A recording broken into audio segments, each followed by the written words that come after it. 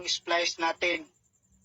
Ang traveler 1 natin sa 3-way switch 1, dito natin yan i-connect sa traveler 1 ng 3-way switch 2. So itong dalawang wire, ito yung splice natin. Traveler 3, dito natin yan i-connect sa traveler 3 ng 3-way switch 2. Itong dalawang wire, ito yung splice natin. Return ng 3-way switch 2, dito natin yan i-connect sa supply na live ng socket natin. Itong dalawang wire, ito yung splice natin. Sa supply na neutral, dito natin i-connect ang supply na neutral ng socket. Itong dalawang wire, ito yung splice natin.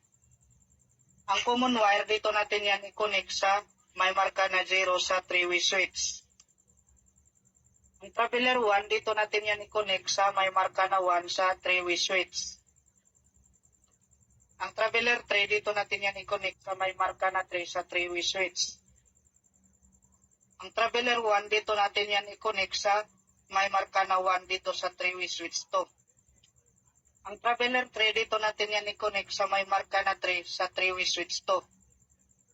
Ang return wire, dito natin yan i-connect sa may marka na 0